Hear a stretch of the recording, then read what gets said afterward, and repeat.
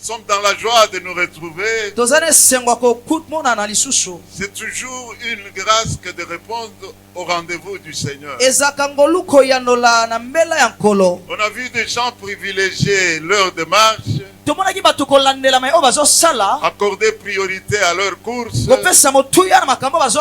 et surtout quand c'est le jour du rendez-vous du Seigneur. Plusieurs ont raté comme ça des occasions propices. Et même là où ils sont allés, ils n'ont rien trouvé. Vous avez choisi la bonne part. Nous avons choisi la bonne part qui ne nous sera jamais ôtée. Car la Bible déclare tout passera. Tout passera. Mais la parole de Dieu subsiste à jamais.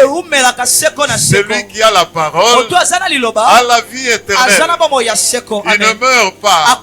Même si physiquement il meurt, mais il demeure parce que Christ en lui vit. Oh, que nous soyons ainsi comblés de grâce. Nous bénissons Dieu pour ce privilège qu'il nous a accordé de pouvoir partager la parole au milieu de son peuple. Je le répéterai toujours. Vous avez du prix aux yeux de Dieu. Et que chacun dise, je ne suis pas n'importe qui. J'attends que vous vous disiez ça. Je ne suis pas n'importe qui. Je ne suis pas n'importe qui. Oui, c'est vrai. Dieu fait la différence entre ceux qui lui appartiennent et ceux qui lui appartiennent pas. Alors il ne faut jamais vous considérer comme tout le monde. Vous avez été racheté à un très grand prix. Le prix du sang de l'agneau. Le prix du sang de Jésus. Aujourd'hui, nous allons méditer à partir du livre de Psaume. Le psaume 111. C'est le 10e verset qui nous intéresse. Psaume 111. Le verset 10.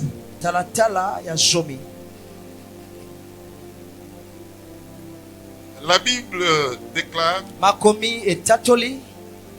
la crainte de l'Éternel est le commencement de la sagesse. Tous ceux qui l'observent ont une raison saine. Sa gloire subsiste à toujours.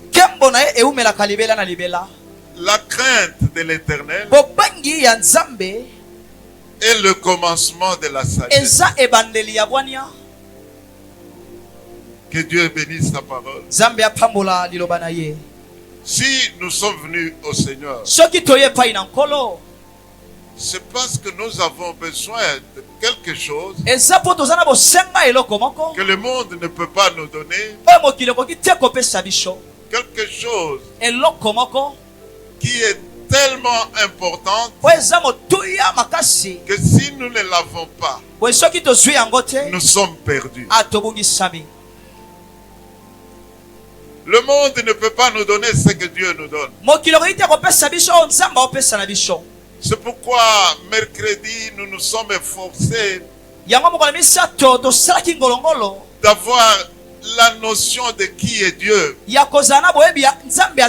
Quand on connaît Dieu,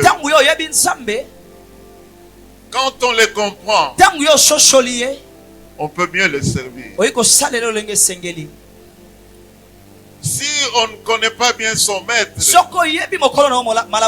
on peut toujours être à côté et ne pas être bien coté. Mais quand on connaît son maître, dans les moindres détails, on lui fera pleinement plaisir, parce que ce que nous ferons à ce moment-là sera conforme à sa volonté. Dieu n'est pas un homme. Si il est écrit qu'au moment de la création de l'homme, Dieu a dit faisons l'homme à notre image, selon notre ressemblance. Nous ne devons pas conclure que tel que nous sommes, c'est comme ça que Dieu est. Je me répète. Il faut savoir la nature de Dieu pour pouvoir savoir quelle est cette part de l'homme qui ressemble à Dieu. Dieu est esprit. Voilà pourquoi quand il a créé l'homme, à partir de la terre, là l'homme n'était pas encore un être vivant. Il a fallu que Dieu insuffle dans sa narine le souffle de vie pour que l'homme devienne un être vivant. La vie en moi et en vous est venue de Dieu qui est esprit. La différence entre tous les êtres que Dieu a créés et vous et moi, c'est que nous avons l'esprit. Les autres n'ont pas. L'homme est tripartite. Il est composé de l'esprit, de l'âme et du corps. Mais ce qui fait l'homme, c'est pas le corps, c'est l'esprit. Amen, amen, amen. Si nous avons cette notion, nous allons chercher toujours à faire plaisir à l'esprit plutôt qu'à la chair. Voilà pourquoi le psalmiste a dit: la crainte de l'Éternel, c'est le commencement de la sagesse. On ne peut pas craindre celui qu'on ne connaît pas. Si nous le craignons, c'est parce que nous le connaissons dans la dimension qui est la sienne.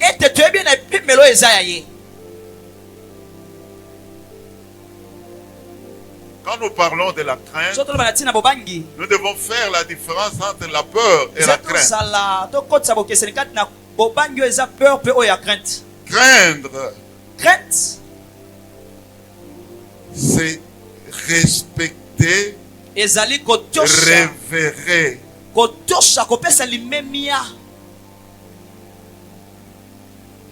Lorsque l'homme a chuté dans le jardin d'Éden, la première réaction de l'homme, il est allé se cacher. Et quand Dieu est venu pour le rencontrer comme d'habitude, il l'a appelé Adam. Où es-tu? Je me suis caché. Je me suis caché. Vous voyez que ce sentiment-là, c'est le sentiment de culpabilité qui a fait que, n'ayant pas respecté les préceptes de Dieu, il n'arrive plus à supporter la présence de Dieu. Cela n'a pas changé. Jusqu'à aujourd'hui, nous voyons ces sentiments ressurgir parmi les hommes.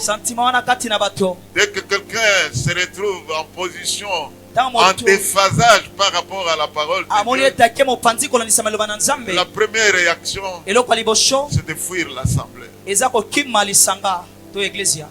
Mais vous fuyez jusqu'où? Vous fuyez où?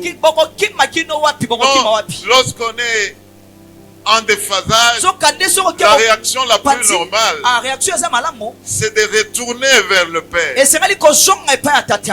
le Père, comme la Bible parle du Fils prodigue, et a réalisé qu'il avait perdu beaucoup d'avantages en restant loin de son Père. Dieu est notre Père. Dieu est notre Père. Il nous aime beaucoup. Lorsque Dieu dit quelque chose, nous lui obéissons parce que nous savons que lui ne peut pas nous vouloir du mal. Et la Bible ajoute, l'obéissance vaut mieux. Ah, merci. Ah, je me rends compte que je suis en train de m'adresser au lecteur de la Bible. L'obéissance vaut mieux que le sacrifice. Nous, parents, nous préférons toujours les enfants qui obéissent. C'est ainsi que Jacob, qui deviendra Israël, a pu obtenir la bénédiction. Pourquoi sa maman le préférait à Ésaü? Pourquoi? Parce que lui était toujours à la maison. Il était disponible. Mais Ésaü, lui, c'était, comme diraient les Quinois, un crâneur. Ah, merci. Toi, tu es un vrai Quinois. Hein?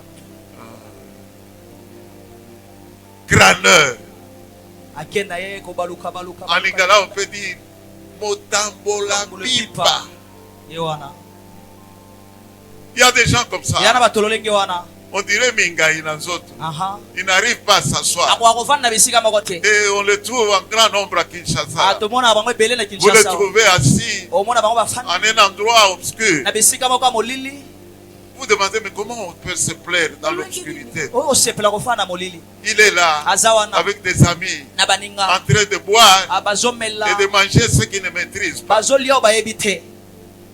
le noir là, si on te vend la chair du chat, comment tu sauras que c'est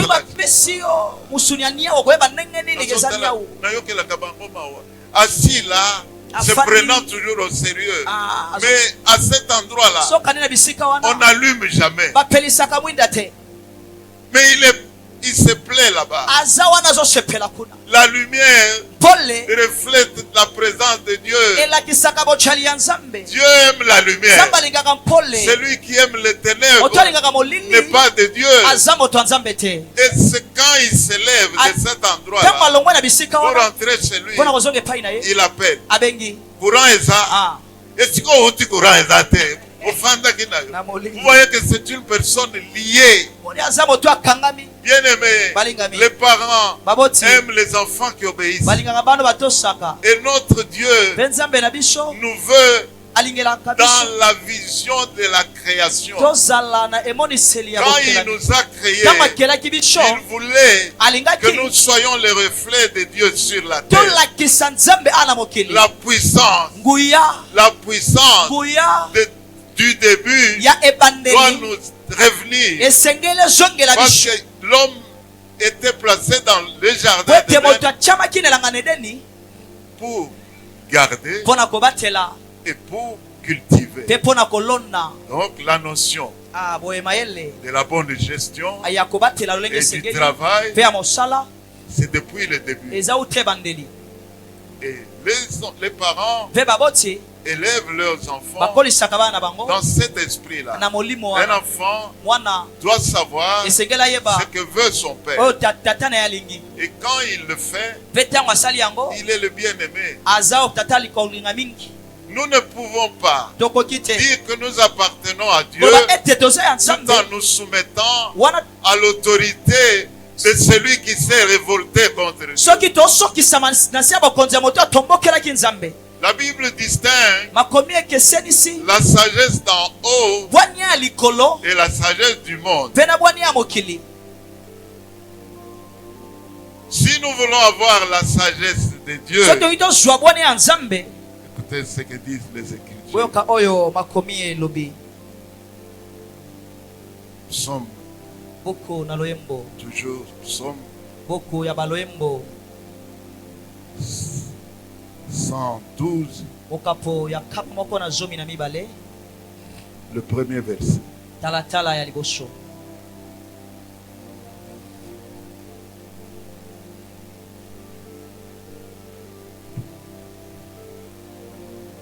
Louez l'Éternel. Heureux l'homme qui craint l'Éternel et qui trouve un grand plaisir à ses commandements. Heureux l'homme qui craint l'Éternel. Comment saura-t-on que nous craignons l'Éternel? C'est quand nous prenons plaisir au commandement de Dieu. Les commandements de Dieu ne sont pas pénibles. C'est ce que 1 Jean 5, 3 nous dit.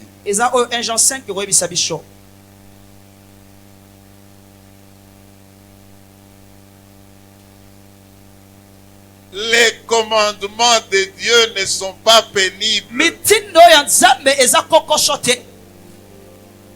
Tant que vous n'avez pas pénétré un lieu, vous ne pouvez pas le connaître. Tant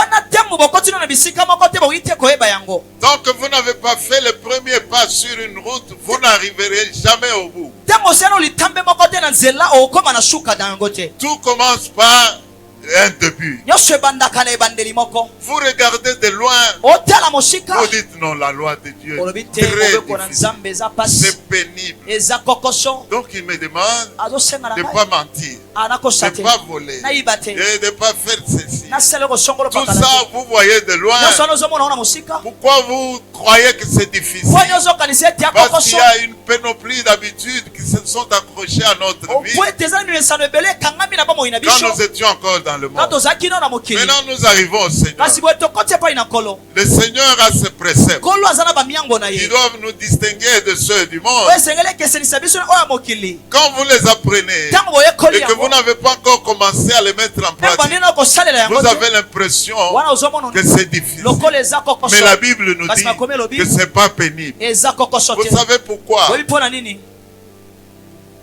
Parce que c'est lui qui met en nous le vouloir et le faire. Dieu nous donne la capacité d'accomplir ce qui est conforme à sa volonté. De le vouloir d'abord, et puis de le mettre en place. Quand on n'aime pas, on ne peut pas. Celui qui aime peut. C'est vrai, hein? C'est vrai, non? C'est vrai. Celui qui aime peut.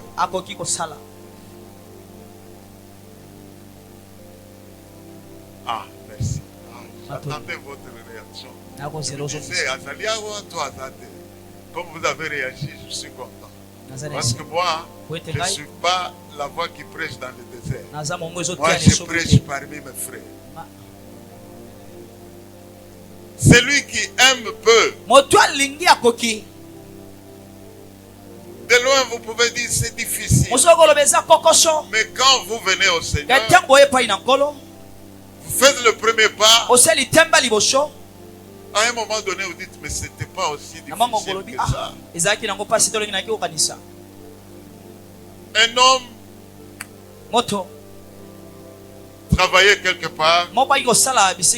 Il avait l'habitude de faire ce que les humains appellent déplacer les objets de l'endroit. Donc il volait quoi. Voler, c'est voler. Déplacer, c'est déplacer. Lui volait. Il volait le produit pharmaceutique de l'armée et il allait cacher chez lui. Quand il est venu au Seigneur, il a écouté la parole de Dieu. Il a compris que non seulement il doit se repentir, mais aussi réparer.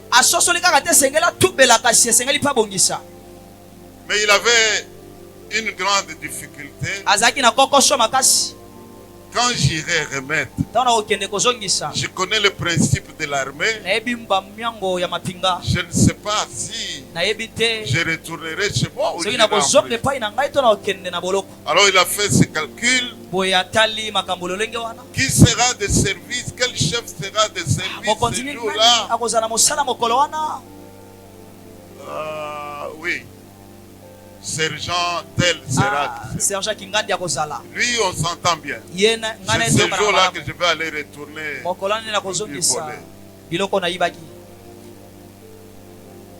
Il prend son courage à main. Il va jusque sur le lieu. Quand il frappe, non, on avait changé de rotation. C'est le méchant qu'il redoutait là, qu'il trouve assis. Mais puisqu'il était déjà là, il fallait dire, c'est pourquoi il était venu. Chef, Limbisanga, naye po, ebile rwanda mwa likukumeyaka. Po, yomoko moni, loba makambo yeli oza soda loba makambo. J'avais volé les produits quand j'étais affecté à tel poste. Mais Dieu m'a reproché, je suis venu retourner.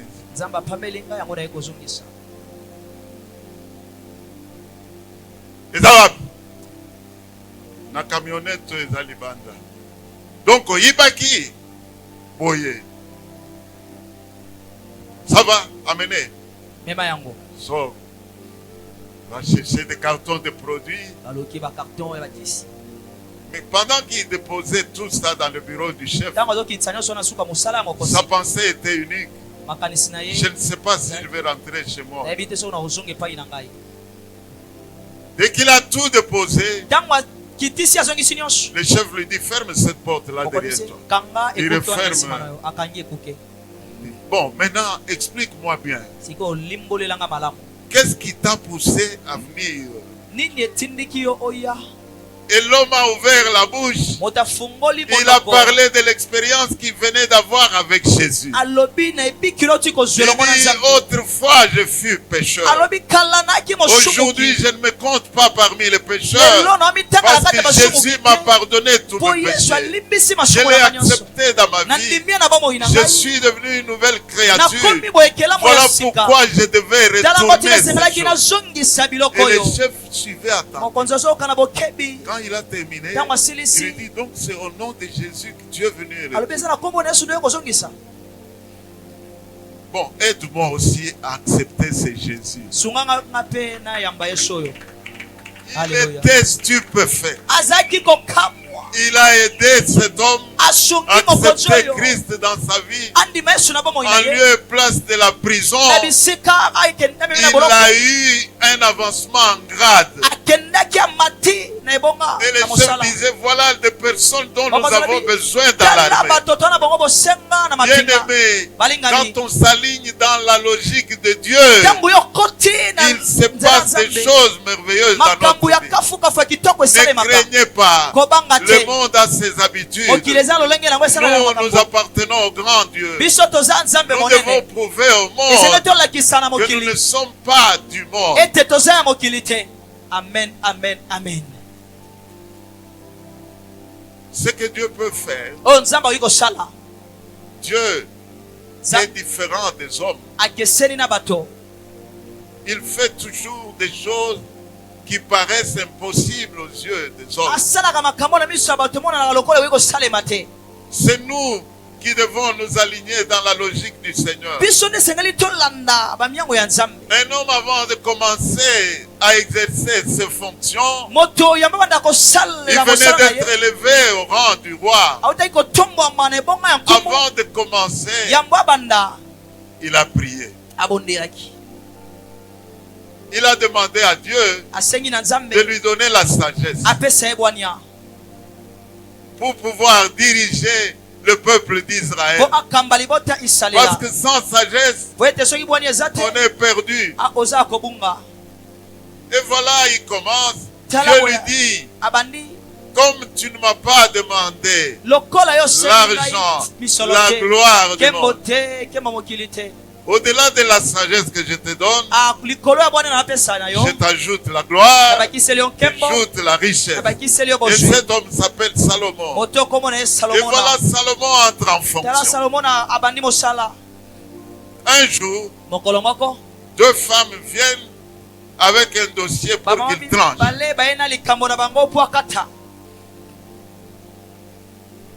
Quel est votre problème? Elle s'est disputée un enfant, un bébé. Qu'est-ce qui s'était passé? Elles avaient accouché, ils s'étaient accouchés au même endroit. Et pendant la nuit, une des deux femmes s'est couchée sur son bébé. Elle l'a étouffé, le bébé est décédé. Elle se réveille la nuit et constate que son bébé ne respirait plus. Elle se lève. Elle va vers la voisine. Elle prend le bébé de la voisine. Elle ramène sur son lit. Et son bébé qui était décédé, elle retourne sur le lit de la voisine. Le matin, la voisine se réveille et regarde. C'est pas mon bébé. Dans les détails, ce sont les mamans. Maman bazate. Bon, le kola bazate, gana ko expliquer bino, le kola ba maman basala. Les mamans observent dans le moindre détail. Vous avez deux enfants, un garçon, une fille. Regardez bien. Les filles sont très curieuses. Elle veut découvrir. C'est comme ça, c'est en elle. Les femmes sont capables de vous dire Manzaka ya bébé. Elle a vu même les manzaka. Alors la maman là se réveille et voit le bébé. Non, ça c'est pas mon bébé. Et la discussion commence. Alors chez le roi. Mais comment trancher pareil affaire? Vous savez ce que Salomon a fait? Amenez-moi ce bébé. Placez-le là-bas sur la table. Apportez-moi une épée. Alors, mesdames, suivez-moi bien, les deux dames. Pour couper court, nous divisons l'enfant en deux. L'une prend un morceau, l'autre l'autre. D'accord. Celle qui était la vraie maman dit non, donnez-lui le bébé qui reste en vie. Je préfère qu'il soit en vie, même loin de moi, mais en vie quand même. Pendant ce temps, celle qui n'était pas la vraie mère,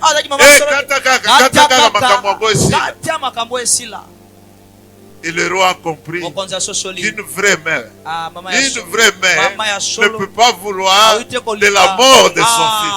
Et là, il a pris le bébé, il a retourné à la vraie mère. Mais vous voyez d'où est venu, où est-ce qu'il est allé puiser? Il a demandé l'épée. C'est l'épée qui l'a aidé à trancher. La Bible déclare que la parole de Dieu est plus tranchante qu'une épée à double tranchant. La parole de Dieu vous donne la sagesse que le monde ne peut pas vous donner. Oh, bien-aimé, aimez la parole, aimez la loi de l'Éternel, aimez, c'est là la sagesse. Alléluia. En fait, qu'est-ce que c'est que la sagesse? La sagesse, c'est la capacité d'appliquer la parole de Dieu aux circonstances.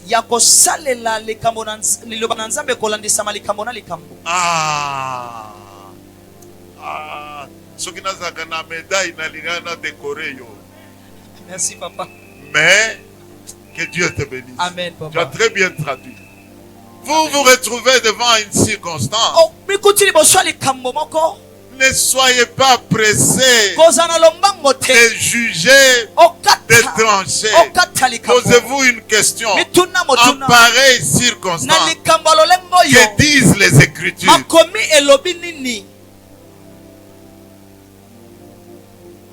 Il y a des situations, vous pouvez vous retrouver seul à avoir un point de vue. Batunyo solibanda kaka yo nde ozana likanisi moko oyezo ota na Bible. La majorité selon le monde n'est pas nécessairement la majorité selon Dieu. Ces jours-là, plusieurs ont crié, crucifie-le, crucifie-le. Avait-il raison? Mais ils étaient nombreux. On dit, bon, je vous libère qui? Barabbas ou Jésus? Libère-nous Barabbas.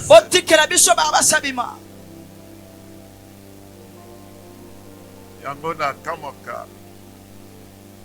Les questions que les gens nous posent. Mais si Dieu existe, comment tous ces problèmes sont encore dans le monde? C'est le résultat d'un choix. Ces jours-là, vous aviez dit, libère-nous Barabbas. Ça veut dire, tika makambo ya bosoto tika la kati na mokili. Boma oyo.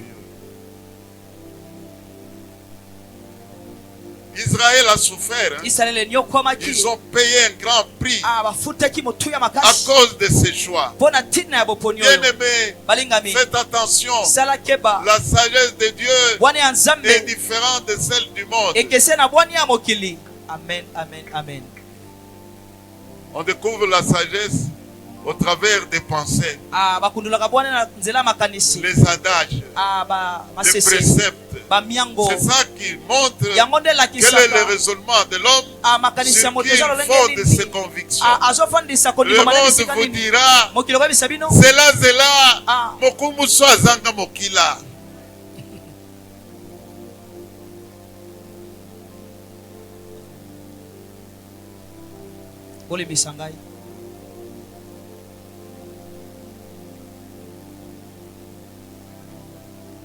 Zela mokombo so azanga mokila elikoloba bozela te bosala bokende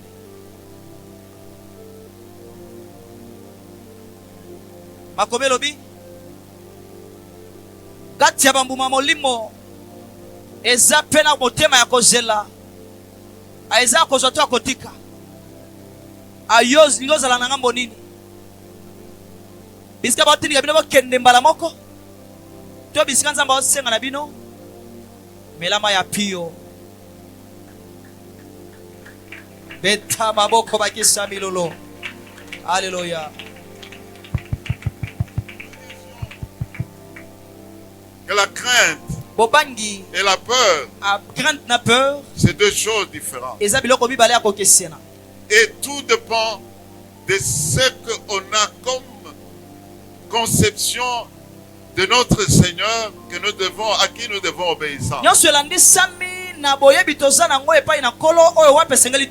Vous imaginez, le Seigneur arrive dans la ville de Gadara. Aussitôt qu'il met ses pieds sur terre, un homme vient en vitesse, nu.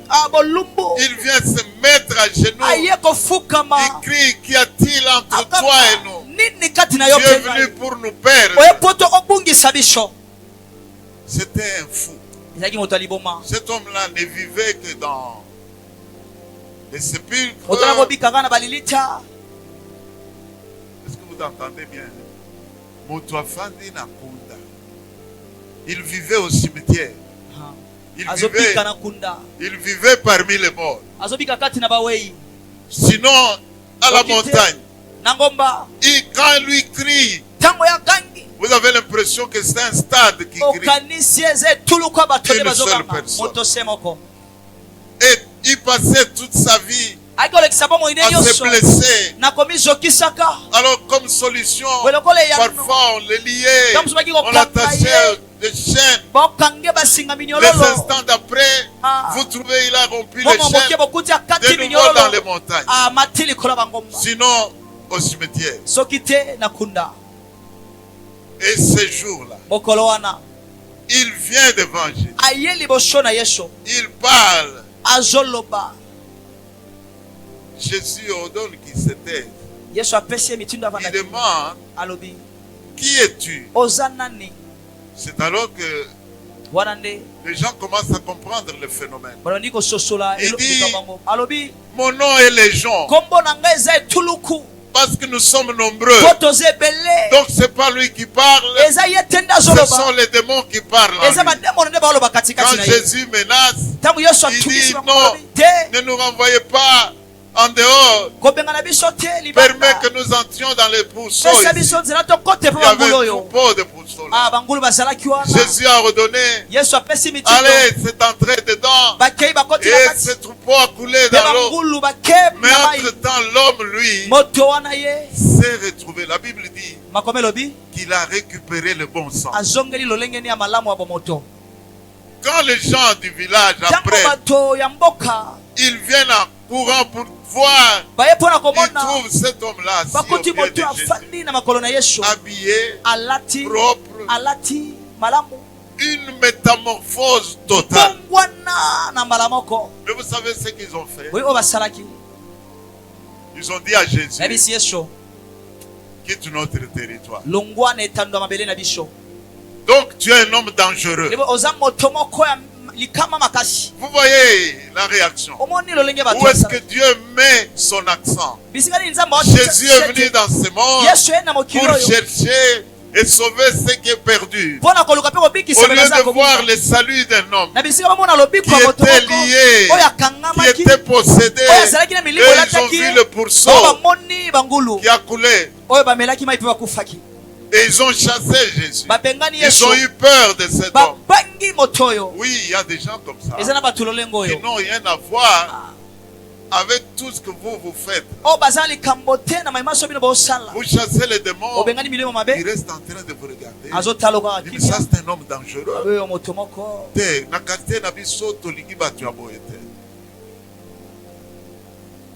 La prière monte de votre maison là, la nuit, et les sorciers ne savent pas voler la nuit. Ils font une réunion.